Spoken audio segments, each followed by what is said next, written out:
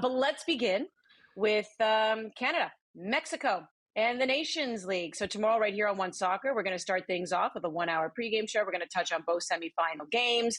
And the sports books, by the way, say that this is going to be a coin toss between Canada and Mexico. Jordan, is Canada the favorite? Yes. That's what you said. I believe you said that, right? That Canada is the favorite. So how do you expect Jesse Marsh to approach the match versus Mexico, with the sports book saying it's a coin toss? What is your deciding factor? Yeah, there's a few things that I think will be present in this match, and I think there's a few things that Jesse Marsh has brought when he's been the head coach of this national team. Just that high press that honestly I was very skeptical about in the beginning, but he has everyone just buying into it, and players that are so quick, like you see Schaffelberg here, that it kind of just suits. But I think when you're playing Mexico in a knockout game and everything about it, you're in Cali, you just have to make sure that, one, you keep the ball, but two, that you're not impatient. Because Mexico will go and foul, and we saw when they played back in September, like how that looks, and basically every 90 seconds it felt like the game was stopped. You could get flustered and you could be like, okay, it's not working. I think you just have to go into this match with that high tempo, but keep the ball. Make those Mexican players work, sweat, run.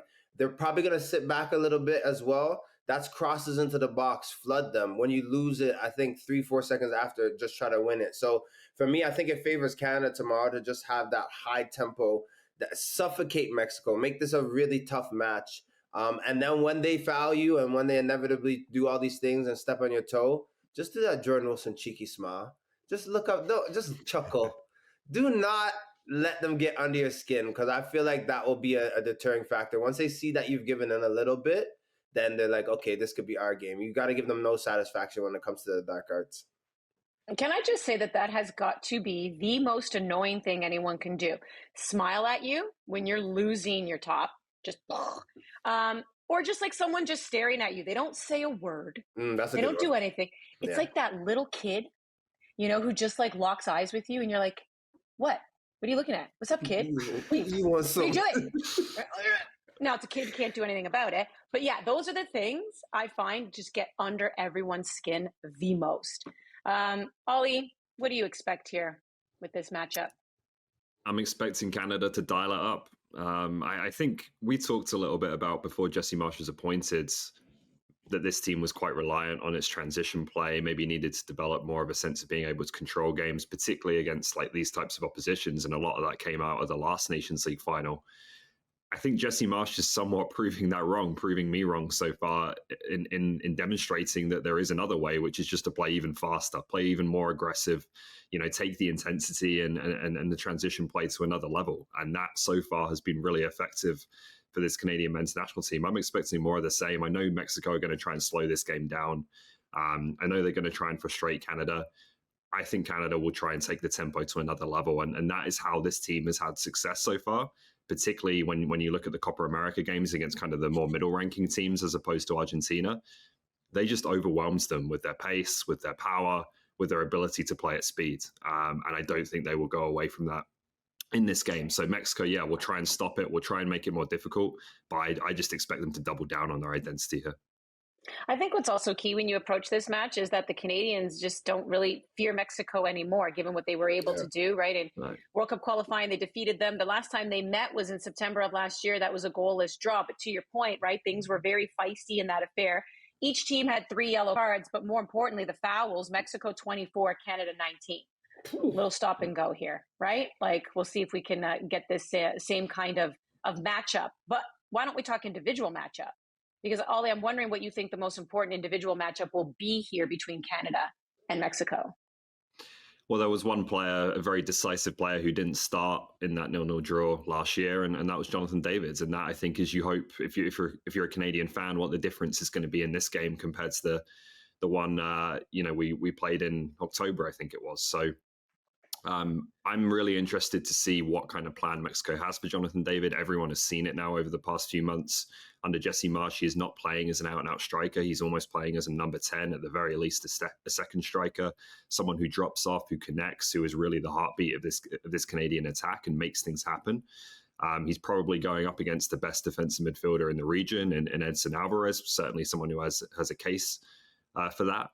And I think that's going to be a really interesting battle to watch, is how much Mexico key in on David, how much they try and make his life difficult, what solutions he can find, and how maybe it unlocks other players if a lot of attention is paid to him. So David and Alvarez, I think, two of the best players on the pitch, and I think they'll be in close proximity in this one. I'm curious about the matchup on the wings also too, Trills. Like, I guess it's expected that Tajon Buchanan and Ali Ahmed, obviously two guys that have the legs to go forward and press and take on someone 1v1. But what does that matchup look like when you have to get around whoever they play for Mexico and the defenders? Like, I think a lot of Canada's success it really lies on the productivity of those wingers. Like, how much can you press? How many times can you get around your guy? Can you get quality crosses into the box to David, to Laren? That is going to be Canada's bread and butter tomorrow down the wing, especially with you see a Mexican side that's probably going to sit back or probably try to frustrate. When you can unlock someone and actually move a player and get quality service into the box, I think that's how you're going to be a team like that. That is just literally going to frustrate you the whole 90 plus minutes. That's what they're gearing up for. Mm-hmm. Let's have a little fun with fill in the blank. It's something we haven't done in a while. Here, where am I looking here, guys? I have my glasses on and I still can't see anything when it comes to the script. I got it now. Jordan. Canada wins. Clean them. This is getting worse, honestly. Zoom in. Don't get old. All right. Canada wins Thursday night's Nations League semifinal if they score first. Like, I think this is a situation too, even at half, if it's 0-0. If I'm a Stefan Eustachio, if I'm a Moise Bombito, I'm saying to my brothers, even or ahead, this is fine that we haven't scored first. We cannot concede, because it's not all said and done. Obviously, there's two halves in football. You can come back, cool. But I just think about even when I watched Copa America and when Canada played Uruguay, and just like they scored, the Canada scored, and it's just you're almost playing catch up a little bit with Mexico in a semifinal Nations League. They score first, you inevitably are just going to be chasing a bit. They're going to drop on the ball. They're just so good at clearing and falling and all the little things that just suck away the time. They score first, they take the lead. They'll be in control. They'll be able to manage the game. And honestly, I think at that point, Mexico's forced to go forward and they'll score a second. But if they concede too early, it gets very difficult tomorrow. All right, I'll repeat the question. Canada wins Thursday night's Nations League semifinal if, Ollie? If they keep their heads and stay on script better than you did, Andy. Like that I think is the key for Canada in this game.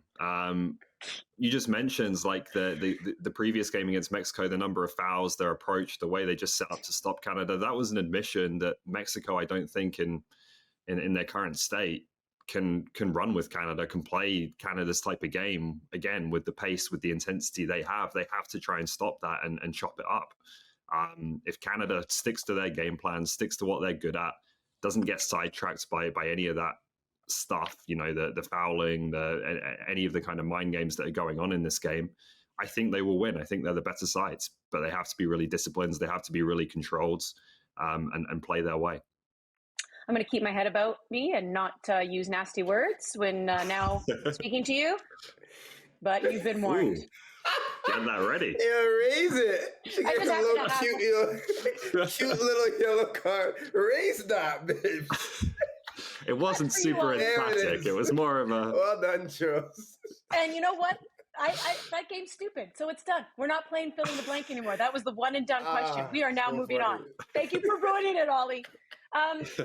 This seems to be floating around now, guys. A lot of people are kind of asking if winning Nations League would be a bigger accomplishment than, qualifying for the World Cup, out of curiosity, right? Because there's a trophy on hand here. When we look ahead and we even look at the Gold Cup, we know that a lot of the big guys most likely will not be available because of commitments with their club teams and FIFA Club World Cup and everything. So everyone's like, oh, Nations League, this is huge, right? Well, bigger than...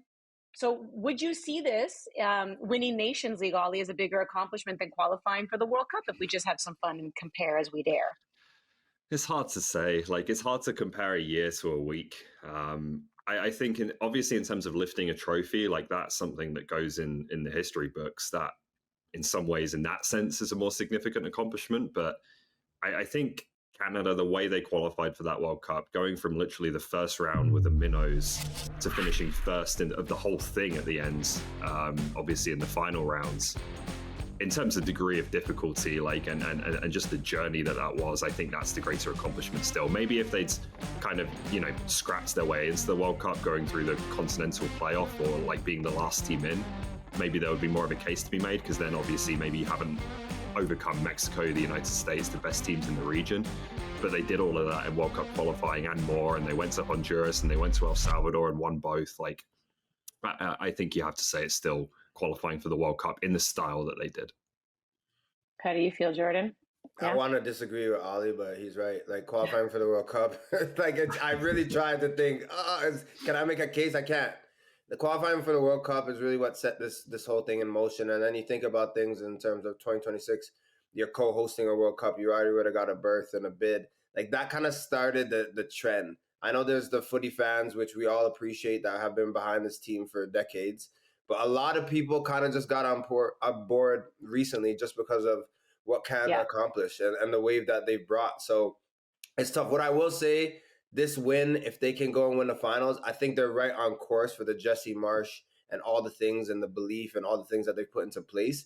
Winning something will actually give merit to this group. I think a lot of what they're doing is positive. A lot of what Jesse Marsh is preaching is being received. But if you win something against Mexico or Panama or the U.S., you can start being the top dogs. And I think that's where they are. That's where they're at the crossroads, is how good is this team? Are they actually going to put up and shut up when it matters? Yeah, and to me, it also just, the tournament matters. Like, the gravity of the tournament matters. To your point about the attention it got. So when it comes to the casual fan, people understand World Cup. People know what that means. Within the soccer community, this is a big deal. This is Nations League. It's regional. USA, Mexico, they're the top dogs. If Canada can pull off a victory here, there's a dethroning that happens, which is a very big deal. And of course, you win a trophy for the first time on the men's side of things since 2000. We all know that in the soccer world, but I just think bigger picture, like, to me, like, qualifying for the World Cup brought an entire nation on board. It was even to the point where, Alphonso Davies, remember that time when he went back to Bayern, he basically said, like, his German teammates were like, wait, Canada's in the World Cup? Like, what's, well, it's getting this attention elsewhere. It's a different kind of grandness that can't be matched. And then to your point, Ollie, it was the fact that they were just also never expected to do what they did. And not only qualify for World Cup, but they did it as the number one team in the region, right? They topped the standing. So to me, that is still the bigger accomplishment because of how far reaching it was. Having said that, it'd be very exciting if they could win Nations League. Why not do both? Why not do both? Why can't we have many nice things? How about that? Yeah. Earlier today, guys, Canada Soccer announced a new tournament that will be taking place at BMO Field in early June, just before Gold Cup. And Canada, along with Ukraine, the Ivory Coast, and New Zealand, will participate in the inaugural Canadian Shield tournament. All matches are going to be held at BMO Field. First match between Canada and Ukraine taking place on June 7th. First impressions upon hearing of this new Canadian Shield tournament, Jordan? I like it. Obviously, it's positive. Like, for me, you think about this team and just playing in the country, in your backyard, obviously playing at BMO. I think it's a fantastic thing. Other nations coming into play as well. I just want to know how close this is to Gold Cup. Is this one of those situations of players and maybe getting a depth pool? I know Jesse March has preached about that a little bit. But it's exciting.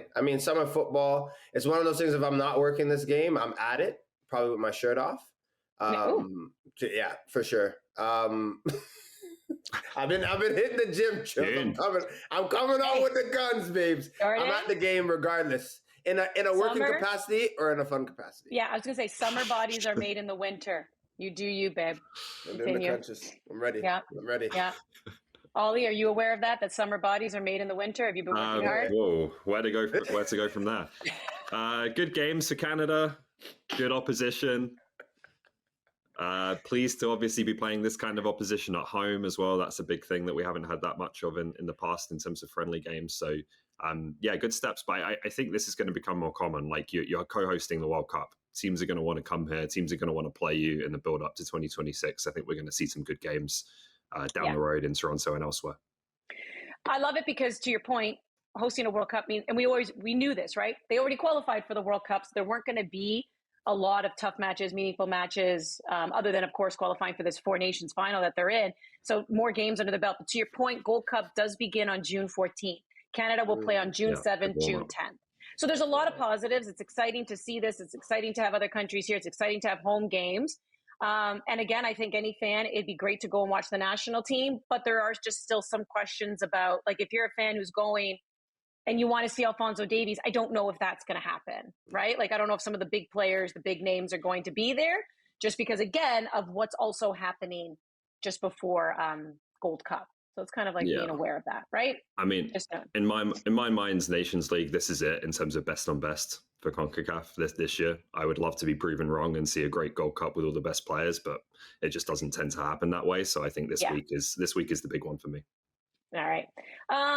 Let's continue a little bit more when it comes to Nations League. The semifinal coverage begins at 6 p.m. ET right here on One Soccer. And not only will we set you up for Canada-Mexico, as we mentioned, but also the other semifinal of USA-Panama. So why don't we just touch on that just a little bit here, Ollie, and give me one prediction for USA and Panama. I don't know about a prediction, but I do think looking at the odds, Panama are way too far outsiders in terms of the betting for me. They're like plus 850 to win this game. They did win this game at the Copa America the last time these two teams met. So I think they have a chance here. Obviously, the US is the more talented team on paper, but you've just got a Panama team that has a very experienced coach. He's been around with his national team for a while. He knows how to play in CONCACAF, how to get results and have success in this region. There are some very good players, obviously Carrasquilla at the center of it as far as Panama are concerned. And with the US, as much as they are very talented, they're missing some key players. Anthony Robinson's just dropped out, which is a big blow for them and a big boost for whoever, the US does make the final, whoever's facing them. They've got some injuries at the striker position as well. That's a little bit up in question. And I think there's still just a bit of a feeling that they're still getting to grips with Mauricio Pochettino, and Mauricio Pochettino is still getting to grips with CONCACAF a little bit and how this team is going to look when it's at its best, ideally for them in 2026. So I would not write Panama off in this game, and I don't think they should be considered as big outsiders as it looks like they are. I love Panama's chances. I really do. I mean, Wheels was the first one to put me on the Panama train in terms of how great they're going to be. So shout out to Gareth Wheeler. But when you watch them playing, I think this is the time to also take it to the U.S. Like, I think normally Nations League or when the Americans are playing, you're kind of like, oh, they're going to be in the finals. I don't even know if they're going to be there. Like, there's a very good chance that Panama slays the Dragons. But then I also think, obviously I'm hoping from the Canadian perspective, to go and play the U.S. in the finals. I don't think you fear the team that you're seeing on paper, to Ollie's point. I think what maybe will hinder Canada or will have them a bit tentative is the fact that they just haven't done it on the big stage, and maybe the ghost from Christmas past, the last time you have a Nations League final. But the tournament's for the taking. Like, all four teams I could absolutely see winning. Maybe I just haven't given Mexico that much of a chance because I have my Canadian goggles on. But Panama can absolutely beat the U.S. Well, speaking of Mauricio Pochettino, in an earlier interview, he said with the investment in USA Soccer, the United States could actually be the number one team in the world in the next 5 to 10 years. Do you believe this? You asking me? The kids on the years. The kids on the street, they always say, like, when you're like, cap. 5 to 10 years, the best nation in the world. We forgot about South American countries. We forgot about European countries. But it's also 5 to 10 years. Maybe. In 5 to 10 years? In 5 to 10 years, I'm going to be a supermodel. You're right. I'll work on it. Absolutely. I'll get my eyesight back. The same players are still playing in 5 years. Get out of here. Stop this. What? I don't even want to address this. What'd you say, Ollie? The same players are still playing in 5 years. Like, maybe you've had a few more come through, but like, it's not that much time. Please. And maybe if everything goes perfectly in US soccer in 30 years, they might be considered one of the best teams in the world. But no, come on. I'll give them credit. Like, they do get investment. They do get a ton of investment. They have like a new training facility as well that's being built.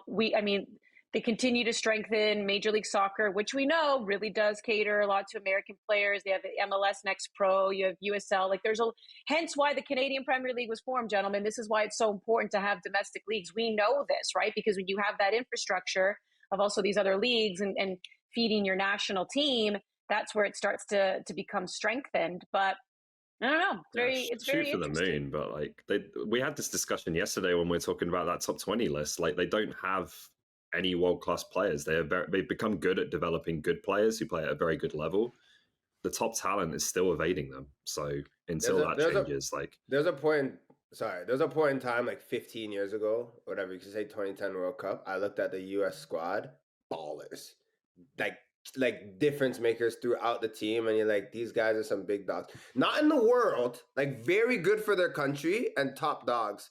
They don't have that now. They have good players playing at great clubs, but they might be deeper now. But yeah, like when you look at players like Clint Dempsey, those guys performed at the biggest tournaments in a way that this group still has to prove. I was looking at Bradley and Donovan, like those players look like they could walk on water. There's no player like that for me right now for the US. And the haters hit me up because I have my facts ready. There's no chance you can compare now and the trajectory in 5 years to what has been. But also, I think that just game of football is getting better. I don't think the US are at the top of that list. Yeah. But as the manager, like these are things he has to say too, right? Now, maybe he fully believes it, and good for him, right? But this is because to your point, 5 years time, that's literally the next World Cup. Come on now. And these are going to be his guys. So, anyways,